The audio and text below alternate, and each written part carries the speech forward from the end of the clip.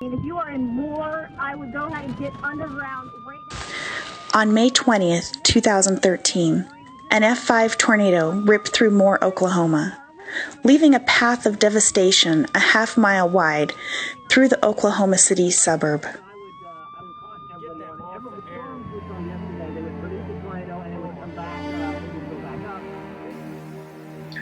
I dropped Christopher off at school that day and yelled at, "Get out of the car." Yelled at all three of them. And then he was in the back seat, he put his arm on my shoulder and said, "I love you, Daddy."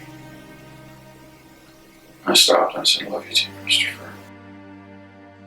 7 children were killed when the massive tornado ground Plaza Towers Elementary School into a pile of rubble.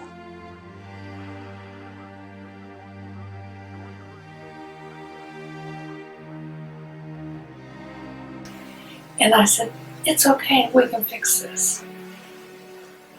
Because houses and things are replaceable, but people are not. And I remember saying that, not knowing if Ross had found Chris yet, because he was at the school looking for Christopher. But 9-year-old Christopher Legg was one of the 7 children who died.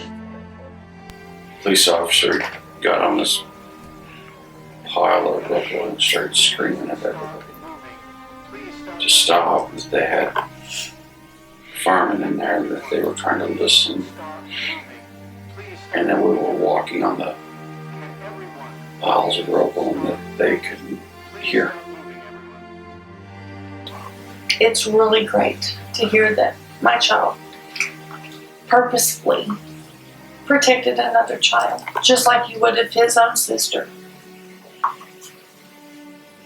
It's just sad that I miss him.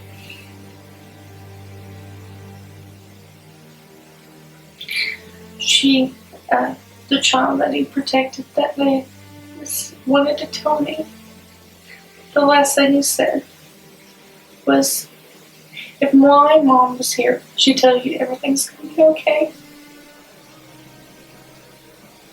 But the judgment call that me and my wife made was based on a false sense of security. It was based on an idea that schools are safe.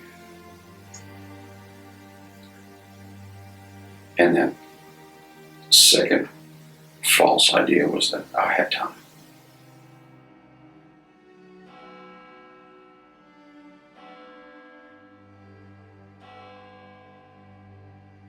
When I got up out of bed June 1st, and I said, "This can't happen to another family in Oklahoma.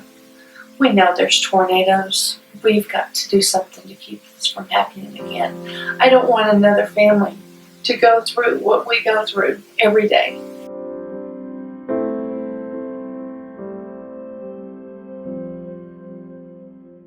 I met Mr. Jim Haslin, and he's from Toad International, and he had an idea of having ballistic-proof shelters. And I said, "You gotta be kidding. There's no way." And he says, "Yes, and these shelters would even go in the classroom." I said, "Oh, no, there's no way. This is just too perfect." And he said, "Why?" I said, "Well, because if they're in the classrooms, everybody can dump in them quick enough that you would not just be able to fix one problem that most schools are faced with, but I know if you could fix 2. He said, "Well, yeah, the shooter." I said, "Yes, there's so many children that lost their lives at Sandy Hook just 6 months prior to our tornado taking my precious son, that this would be wonderful if you could pull it off." They did pull it off, and on Danny's birthday, August 31st, 2015, the first 7 ballistic storm shelters were completed inside Hilden Elementary School in Hilden, Oklahoma.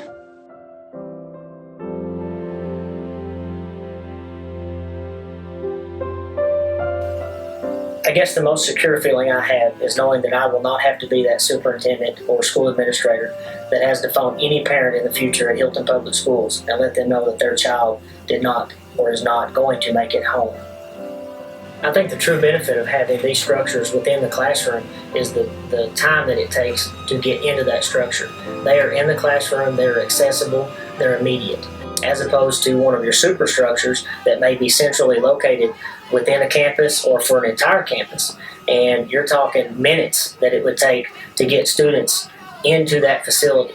And then in order for your elementary, your youngest students to get to that facility is going to take even longer because they don't understand the relevance of the situation. So having these in the classroom, the sense of security that it should give administrators, teachers, parents is unbelievable.